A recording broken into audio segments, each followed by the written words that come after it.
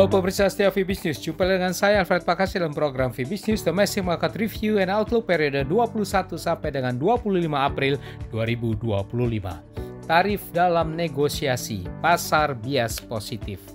Ya, pasar investasi domestik pada seminggu berlalu diwarnai dengan sejumlah isu, diantaranya pasar keuangan di minggu lalu variatif, bias positif, dengan IHSG rebound kuat dan rupiah terkoreksi terbatas saja. Sementara itu cadangan devisa bulan Maret dilaporkan naik, tercatat sebesar 157,1 miliar dolar Amerika Serikat. Capital outflow minggu berlalu mulai berkurang menjadi sekitar 12 triliun rupiah. Ya, sentimen global saat ini sekitar arah perkembangan tarif AS yang sedang dalam tahap negosiasi termasuk dengan Indonesia. Data ekonomi yang diprediksi pasar pekan mendatang adalah rilis neraca perdagangan pada hari Senin serta pengumuman BI rate yang diperkirakan bertahan di level 5,75% di hari Rabu nanti. Untuk minggu berikutnya, isu prospek ekonomi dalam dan luar negeri ini akan kembali mewarnai pergerakan pasar. Seperti apa dinamika pasar hari ini? Berikut detail dari Fibis News Domestic Market Review and Outlook periode 21 sampai dengan 25 April 2025.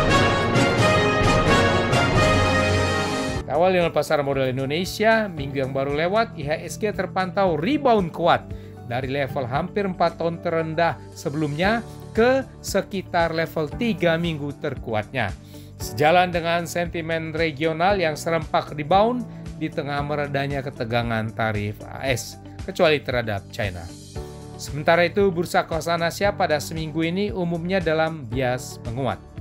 Secara mingguan IHSG ditutup menanjak 2,81% atau 176 poin ke level 6.438. Untuk minggu berikutnya IHSG kemungkinan akan masih konsolidatif dengan bias positif. Beralih ke mata uang rupiah terhadap dolar AS pekan berlalu berakhir lanjut terkoreksi di minggu kelimanya di sekitar level rekor terendahnya dalam rentang pergerakan yang lebih stabil. Di antara berbaliknya ke capital inflow sebesar 3,3 triliun rupiah di pasar SPN. Rupiah secara mingguannya berakhir melemah terbatas 0,17% ke level 16.819 rupiah per US dollar. Sementara dolar global bearish ke sekitar 3 tahun terendahnya.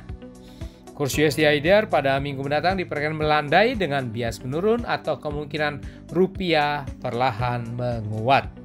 Sementara itu, harga obligasi rupiah pemerintah Indonesia jangka panjang 10 tahun terpantau naik secara mingguannya. Ini terlihat dari pergerakan turun dari yield obligasi pemerintah dan berakhir ke level 6,920% pada akhir pekan. Ini terjadi tengah berbaliknya ke aksi beli investor asing di SBN. Sementara yield US Treasury terpantau terkoreksi dari rally sebelumnya. Ya, pemirsa setia Fibis News, posisi utang luar negeri Indonesia pada Februari 2025 dilaporkan BI menurun. Pada Februari, posisi ULN tercatat sebesar 427,2 miliar dolar AS. Ini menurun dibandingkan posisi pada Januari sebesar 427,9 miliar dolar AS. Secara tahunan, ULN Indonesia tumbuh 4,7% year on year.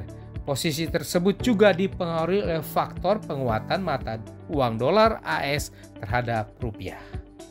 Pihak lain, posisi cadangan devisa Indonesia pada akhir Maret 2025 laporkan Bank Indonesia tercatat sebesar 157,1 miliar dolar AS, meningkat dibandingkan posisi akhir Februari.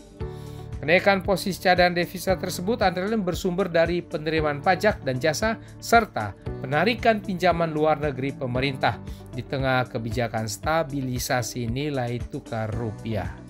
Berdasarkan data transaksi 14 sampai dengan 16 April 2025, non-residen tercatat melakukan jual neto atau capital outflow sebesar 11,96 triliun rupiah. Terdiri dari jual neto 13,01 triliun rupiah di pasar saham, beli neto 3,28 triliun rupiah di pasar SPN, dan jual neto 2,24 triliun rupiah di sekuritas rupiah Bank Indonesia.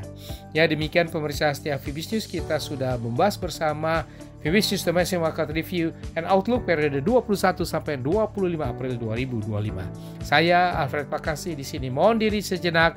Baiklah semuanya, stay healthy dan salam Fibis.